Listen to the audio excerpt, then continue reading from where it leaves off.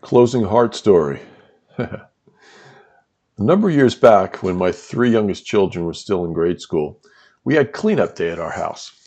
As the list of jobs to be done was reviewed, we all received our initial assignments.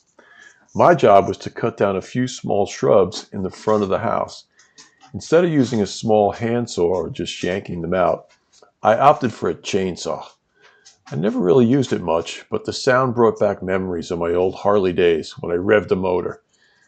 So after I remembered how to start it, I made my cuts in about 22 seconds and congratulated myself on a job well done.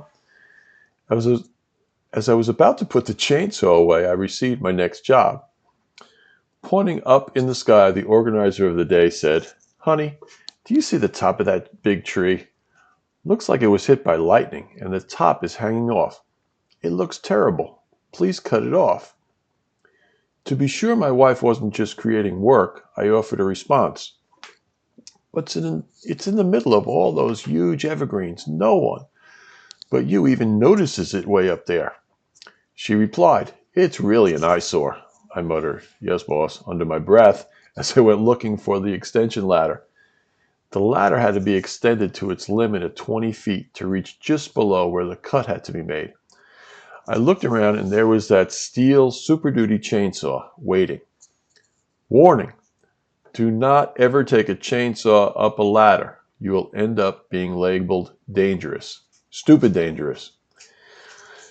Now I'm climbing up the 20-foot ladder with the chainsaw in my left hand. As I get near the top, I needed something to grab onto to pull myself up to the last rung.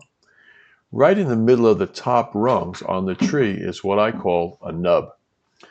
I'm sure there is an official name for it, but it was just like the remnants of an old branch that was sticking out about 6 inches.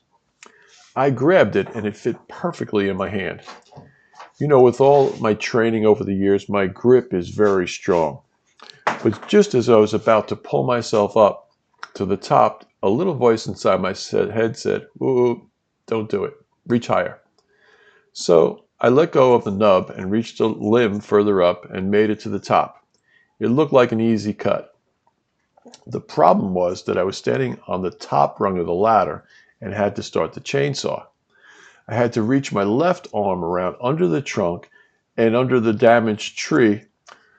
I'm sorry, it was like it's hard to explain if you weren't up there, but I had to reach around the trunk and under the damaged top of the tree that was hanging.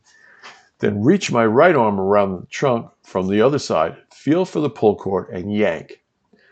Fortunately, it was a good chainsaw and started on one pull. I made the quick cut and the problem part fell to the earth. But now I had another problem. I had used the fallen section to balance on, and now that was gone. I couldn't shut the chainsaw off. I quickly assessed the situation and decided to climb down, holding the running chainsaw out with my left hand as I descended. I took one step down, and there was the nub again. I only needed it for one more step, so I grabbed it. As I took the step down, the nub broke off the tree, and I went flying downward with the chainsaw running in my left hand. No time to panic. Just keep that left arm extended as far as possible.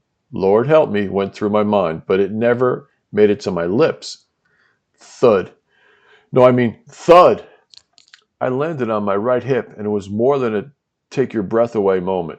It was more like you have just absorbed a tremendous amount of force, and when you catch your breath, it's really going to hurt. I was finally able to shut the dang chainsaw off. No one had seen or heard what had happened. Now what? Well, the impulse was to call out for my mommy, but I knew she wasn't available. But I knew my wife, who was a former emergency room and intensive care nurse, would know how to calmly and professionally handle the situation. So with all the strength I could muster, I called, "Lynn, can you come here a minute, please?" As she viewed me amongst the carnage, she not so very calmly and unprofessionally started screaming, "Help! Help! Call 911!" Well, the kids came running and they all gathered around looking at their big, strong daddy who was ashen white, not able to move. I convinced them that I would be okay and there was no need for an ambulance. They said a prayer and helped me up. I had them believing I was fine, so they went back to work. I took one step and collapsed. It was a long while lying there, and that hip has never been the same since. Sad story. But as I thought about what had happened, the question kept coming into my head. What are you holding on to? It didn't matter how strong I was, because what I was holding on to was dead. Not only was the nub dead, it appeared to be viable. But that was a lie, an untruth. It's like when I'm giving a talk and I ask everyone in the place to close their eyes and point north. Then all eyes are open, and it's funny to see everyone's opinion about where north is. But the fact is that there is only one north, and opinions don't matter. Things are either true or real or alive or not. You all know different versions of the old saying, our opinions are like noses, everyone has one. But when it comes to the important things in life, are we trusting in an opinion or truth? So what are you holding on to?